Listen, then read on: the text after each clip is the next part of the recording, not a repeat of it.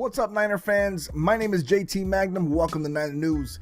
We're going to talk a little bit about the free agents. Basically all the free agents the 49ers signed over the offseason, their impacts, and where I think, the team will be with them. And I'll describe some of them in general.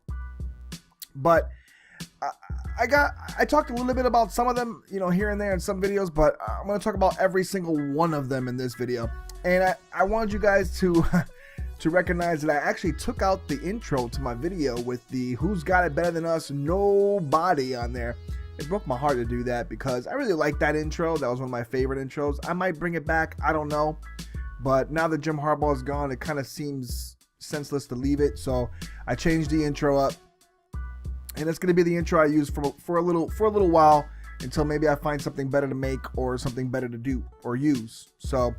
And I also took out, as you can see on the bottom of the screen, on the bottom, if you're looking at the bottom right, Carlos Hyde is now in there. Patrick Willis is now gone, unfortunately. That pained me to do that, but there are active players on here, and I'm trying to put active players on the screen. So unfortunately, I had to remove Patrick Willis, and that was hard. But maybe I'll bring him back for a video or two, but we'll see.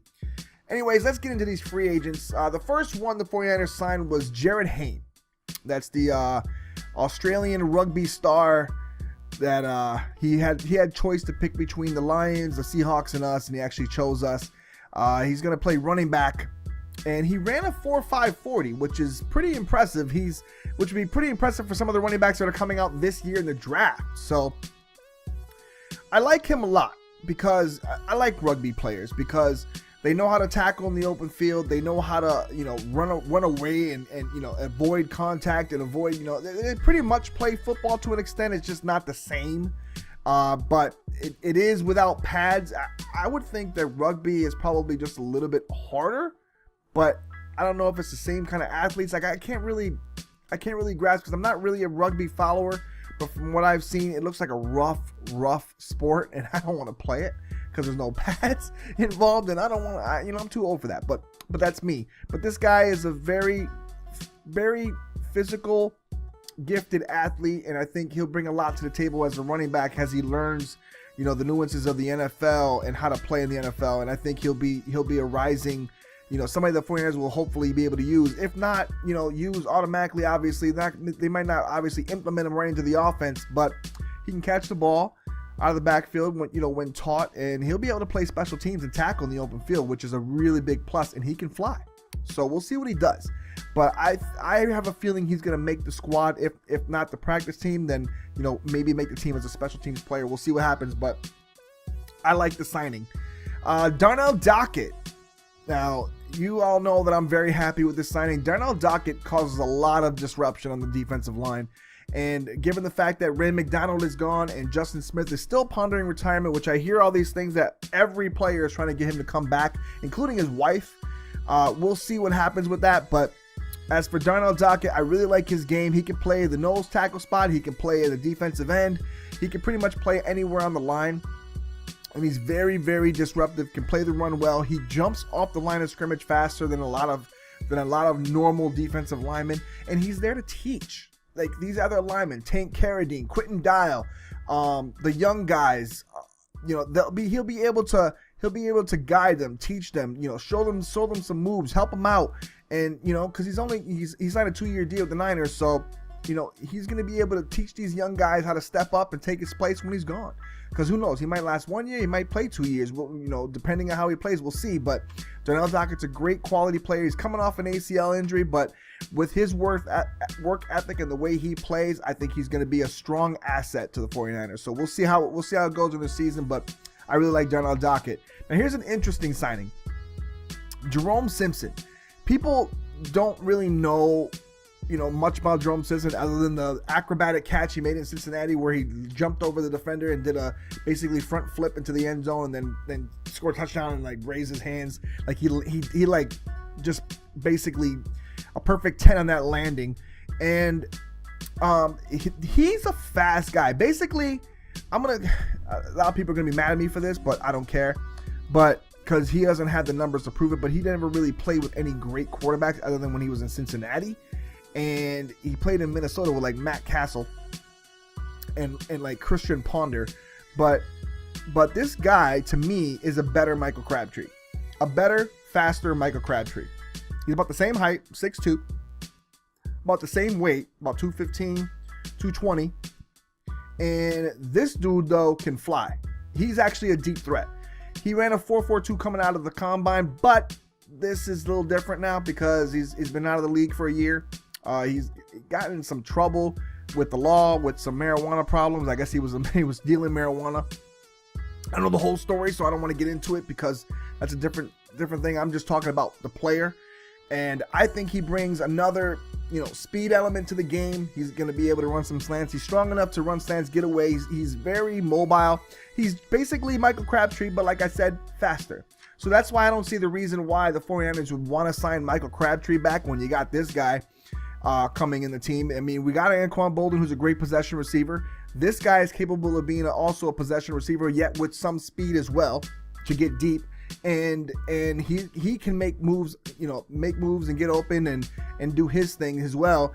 I don't think we need Michael Crabtree anymore. I'm sorry. I know a lot of people like him, Michael Crabtree and all, but I don't think he's all the great of receiver that he even thinks he is. I don't think he's that great of a receiver. I just didn't see it. He failed me the last couple of years, and I don't see him as being any good. So, toodles, Michael Crabtree. Anyways, Torrey Smith signing. This one I liked a lot. I wasn't the biggest fan of Torrey Smith, but I do like his vertical game. I do like that he's able to leap over people and make catches. He's been that type of receiver throughout his career. He's been able to make the tough catches in traffic. He's one of those guys that can catch it off a slant and just take it to the house, any given moment. He's got that kind of big playability, and he's shown big playability throughout his career, and that's what the 49ers need. They need a guy that can stretch the field and get guys like Anquan Boldin, Vernon Davis, Jerome Simpson, Bruce Ellington, Quentin Patton, whoever is playing these wide receiver spots. He can stretch the field, take a couple cornerbacks or a safety and a cornerback out of the play and get guys open underneath, and some of these other guys open on some other routes. He's the type of guy that can do that, and Anquan Boldin already has flourished under him, with him playing in Baltimore, winning a Super Bowl against us. So, now they bring him to San Francisco. Let's see what they can do together again. Reggie Bush. This was a good game. This was a good signing. I know people are like, oh, he's old now, he sucks, but he's not going to be carrying the ball.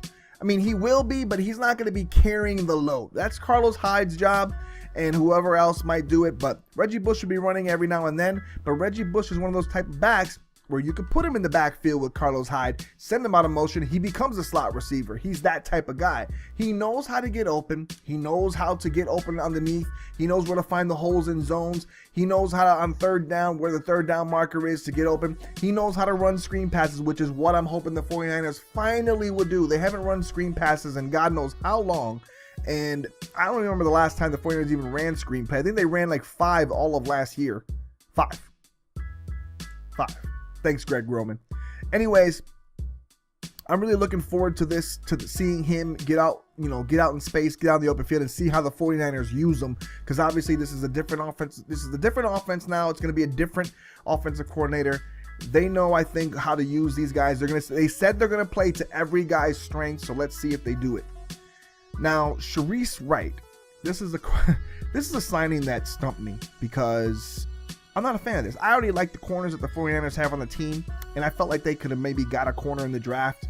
So they paid him some pretty decent money and some decent guaranteed money. So I'm not sure why they signed him, if he's going to make the team or what they're planning on doing. But they signed him, and I don't get it. He led the NFL in defensive pass interference. But there's also another thing about this. The 49ers signed Carlos Rogers back in 2011, I believe it was. And that's the year that we went to the NFC Championship.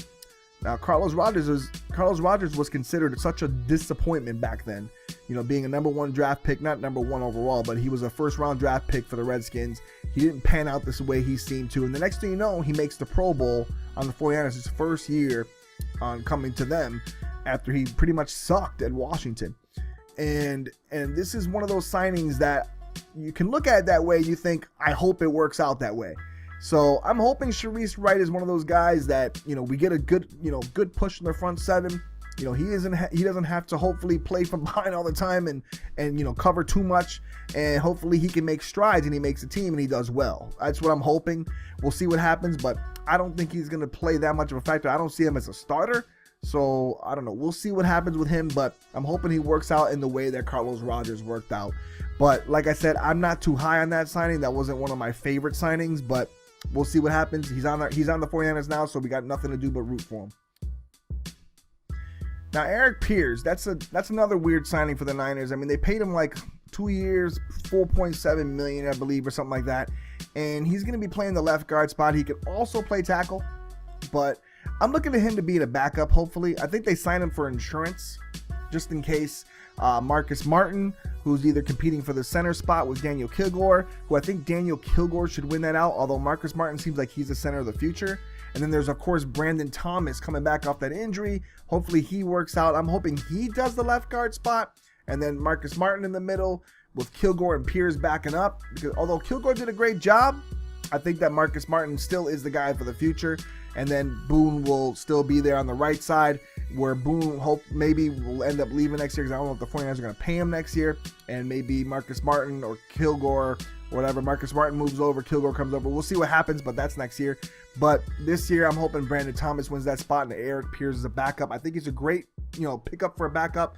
The Bills were able to run the ball very well last year. That's what the 49ers want to do. He came from Buffalo, so we need a nice run blocker. I don't know how great he is in pass protection. I don't think he's that great, but we need a run blocker, and that's an extra body to throw into the mix. And the last signing for the 49ers, Nick Bellore. And nobody's going to know him. His name isn't going to pop up anywhere in any stat sheets or star sheets or anything like that, superstar. But he came over from the Jets. He's basically a linebacker, but he won't be playing linebacker for the 49ers, hopefully.